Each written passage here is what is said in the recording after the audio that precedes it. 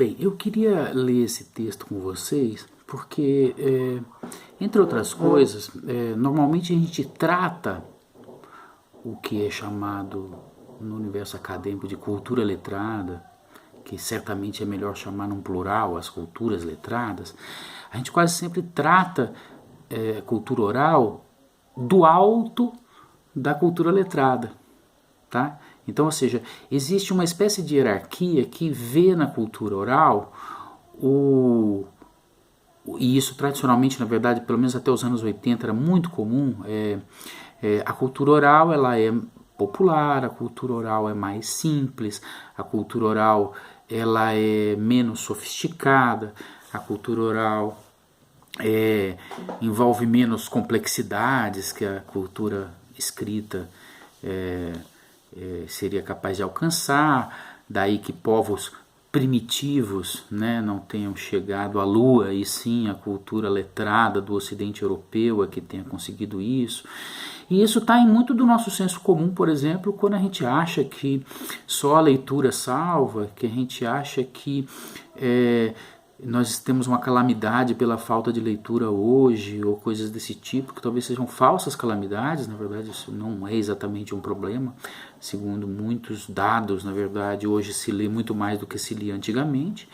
E, na verdade, às vezes não nos ocorre, de tal forma a gente aprendeu que é bom a cultura letrada, que é boa a cultura letrada, que a gente não percebe como é esmagador, né, de muito tipo de sabedoria que a cultura letrada jamais seria capaz de alcançar, né, a gente pensar coisas dessa natureza.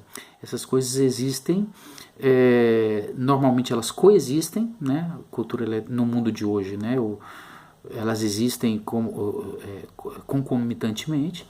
E talvez se eu tivesse feito esse curso aqui 8 anos atrás mesmo, a minha visão seria muito ocidental.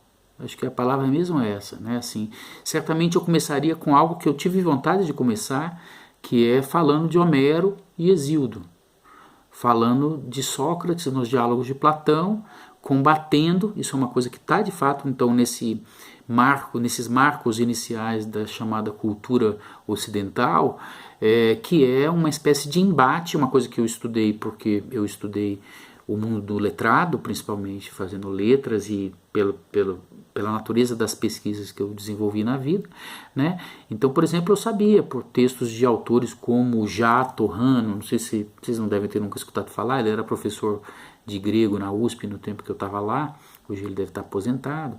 Já, é isso mesmo, acho que é João Antônio, mas ele tem um codinome, Já, J-A-A, mas é um nome só, Já Torrano. Ele é um grande tradutor de grego, e ele tem um texto na introdução à tradução dele do Hesíodo, né, da Teogonia do Hesíodo,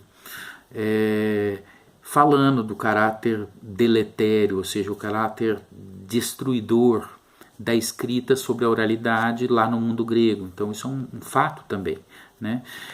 Quanto é que, por exemplo, a cultura, ao se implantar uma cultura escrita que vem do século VII em diante em ascensão, como é que práticas de tradição oral, que sobretudo são baseadas na memória, né,